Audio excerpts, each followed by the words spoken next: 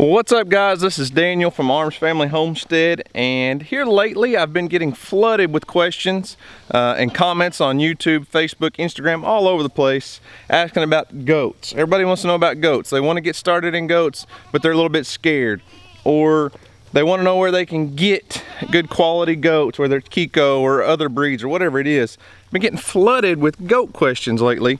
A lot of people are curious about what it takes to get into if you want to call it goat farming or the goat world, meat goats, dairy goats, whatever it is. So I figured I'd put together a little video and just do a little walking and talk about goats for a little while.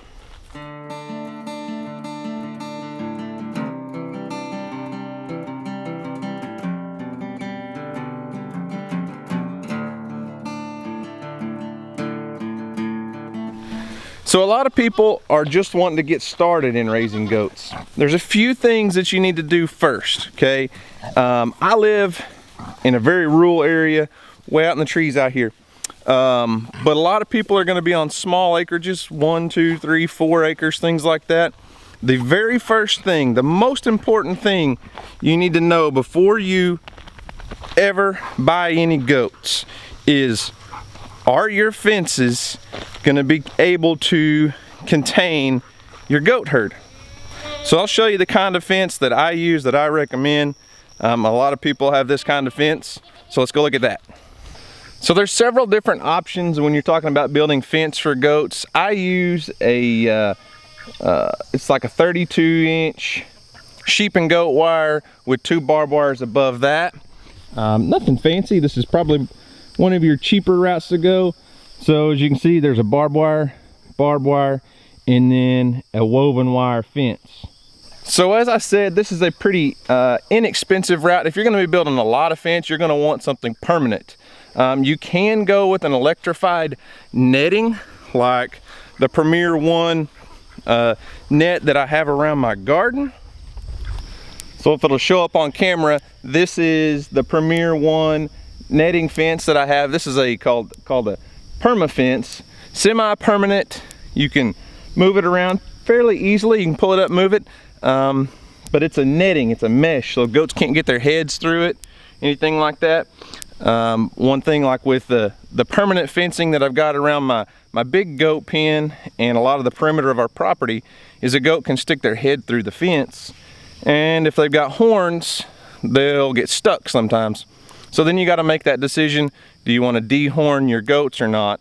And dehorning is something that probably most new people getting into goats aren't going to want to do at first, unless you know somebody to do it for you.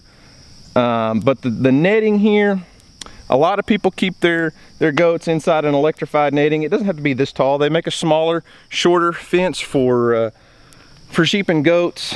This was actually made to keep the deer out of my garden, and it's worked very, very well. You can see it's about 5 feet tall. Works really well. Electric netting is easily movable, so if you're wanting your goats in small paddocks where you can move them around your property from one day to the next, kind of like what Justin Rhodes does, the electrified netting is perfect. But I wouldn't want to use something like that on the perimeter of my property. If you're wanting to move them inside your own property, that's a good option. Premier One is the company that makes that product. Like I said, they make a lot of poultry netting, sheep and goat fence. That's a deer fence back there. So fencing is number one. You want to know that you can keep those goats on your property or out of certain areas of your property at any point in time. You got to be able to keep those animals under control. Now, if you're going to get goats, are you going to want to breed them yourself? Or are you just going to want to get a few goats for you and possibly find a neighbor to breed your goats when you're ready to have babies? What are you going to do there? If you do decide to get a buck, because that's what these big billy goats are called, like this guy here. This is my Keiko'S buck. You're going to have an area designed just for them, to keep them in. Because that guy right there is big. He's not mean, he's not aggressive, but he's strong. So there's a lot of, if you're going to do a small paddock and try to use like cattle panels or sheep and goat panels like this here, will work fine for smaller goats, for your kids and even your does. But if you're gonna try to separate a buck from the does, you've got to have something strong. Now, this pen that he's in is probably a little bit overkill. Obviously, it's welded pipe. I mean, I could run into this thing with a tractor and it'd still be standing.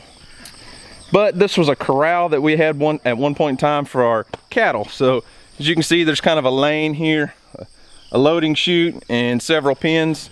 But that big, strong structure is strong enough to hold up to that buck pushing on that fence.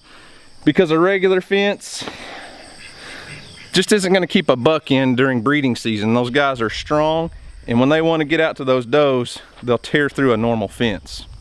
So once you've got your fences in place, you got to make sure you've got a good water source. Goats they want good, fresh, clean water. They will drink out of a pond or a creek, but they don't like to get wet. Look at them coming running. They heard me outside.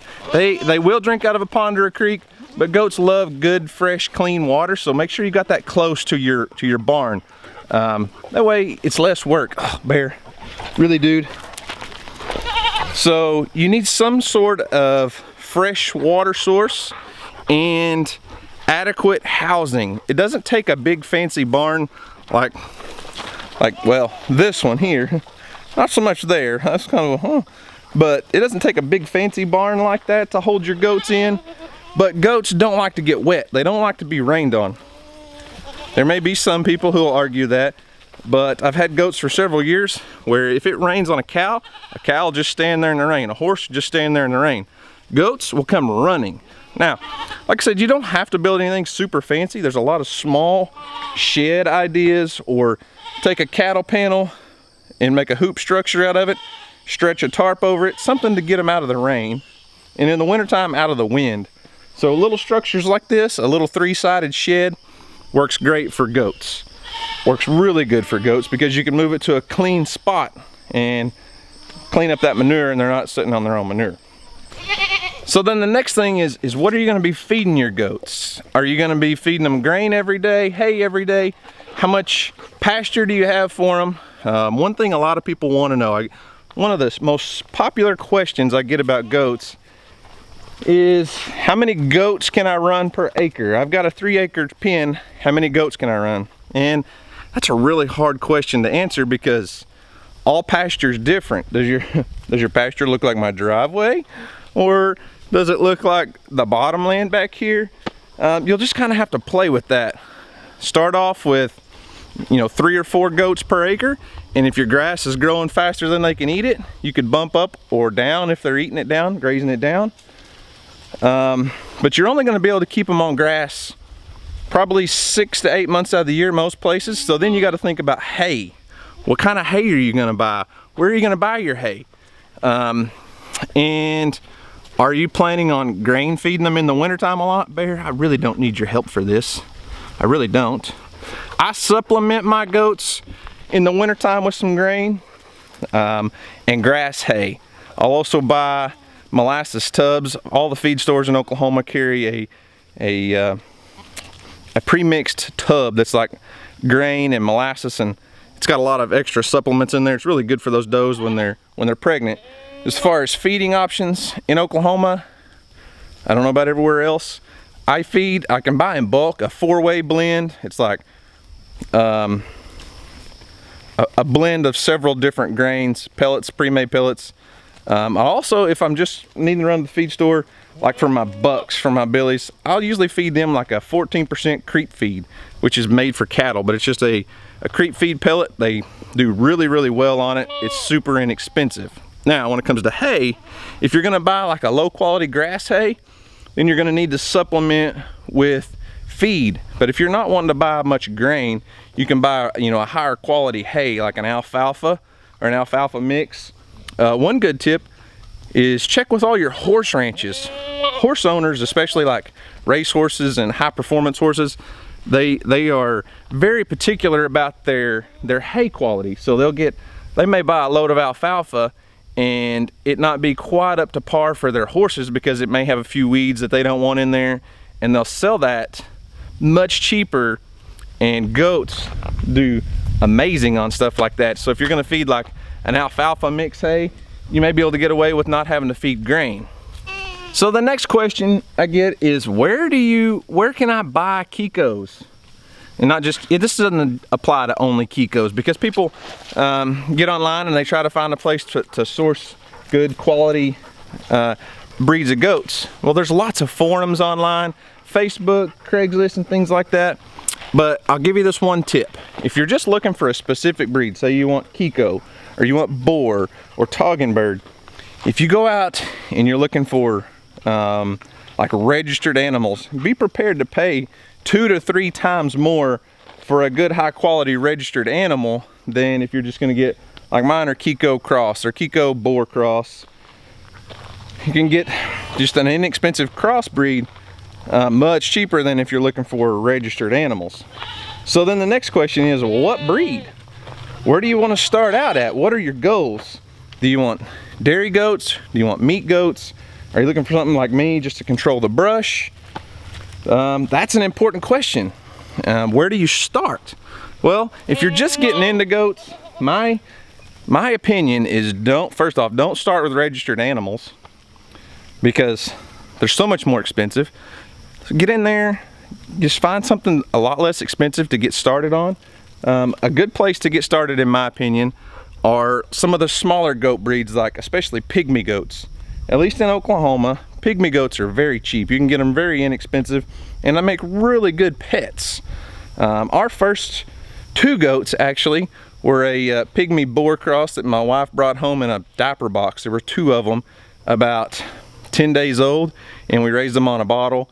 And they were awesome goats. Matter of fact, I don't have either one of them still, but I do have one of the descendants from our first ever goats.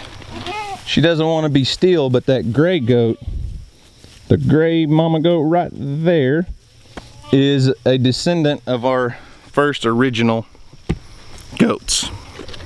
So now this is your turn, Bear. This is where you come in. The next thing is, I get questions from people is, if I have goats, do I have to have a livestock guard dog? Well, no, you don't have to. It depends on where you live and how much room your goats have to roam around.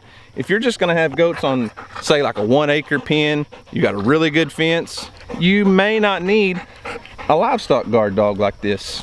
But if you live like me out in the country, these goats roam around in the woods by themselves quite a bit, so I've got a livestock guard dog.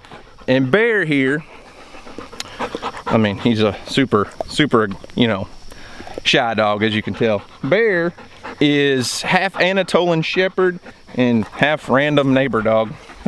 He came from a good friend of ours. I gotta stand up, they're gonna knock me down. He came from a good friend of ours. He was raised with goats. He was born in the goat pen, and that really makes a difference.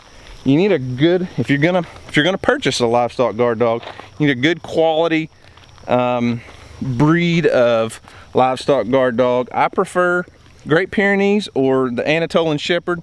Bear here is a really good dog. But the main thing is, you want something that was raised with the goats. You want them, as if possible, born in that goat pen and raised with them. Bear spends a lot of time out here with the goats, and he does a great job. Still a good family pet, but we want him at the barn, we want him with the goats. Now, if you don't want the dog, you can always go with a donkey. A lot of people have guardian donkeys if they have a larger goat herd. So if you got 30, 40, 50 does out on 50 acres, a donkey's a really good livestock guardian. They will really keep the coyotes at bay, keep the stray dogs at bay, and things like that. So I hope that wasn't just me rambling around too much. I know a lot of people are interested in getting into goats, but guys, it's super easy. Goats are very, very easy to take care of. My suggestion, don't just buy one. Goats are a herd animal, so they prefer to be in groups. So buy 2, 3 young weaning age goats to start out with. Make sure they've got a good solid structure to get inside of that'll block the wind when it gets really cold, and that will keep them dry. Give them, you know, turn them out on grass if you got it, or a really good quality hay and grain mix. Goats are super simple. They're a great way to start getting into larger livestock. I mean, a lot of people aren't brave enough to step out there and buy cattle. So start with goats and work your way up. Goats are super easy. Don't let it intimidate you. I mean, I think Houston could get out here and pretty much do 80% of what needs to be done for these goats most of the time, and he's 6 years old today. So anyways, guys, I hope that helps. I've had so many requests for goat videos. I guess I need to get back on the wagon and start posting some more goat videos. People are wanting to know stuff about how to care for them, what to do, how to take care of stuff, and all that. So maybe we'll get on the goat video wagon and get back on that and do it. So anyways, guys, thanks for watching. I hope you enjoyed it. If you want to see more content regarding the goats, meat goats, Keiko'S goats, all that stuff, let me know in the comment section down below. If you're not following us on social media, hit us up: Facebook, Instagram, Snapchat. All the links are in the description box down below. Guys, thanks for watching. Hope you enjoyed it. Y'all have a great day, and we'll see you on the next video.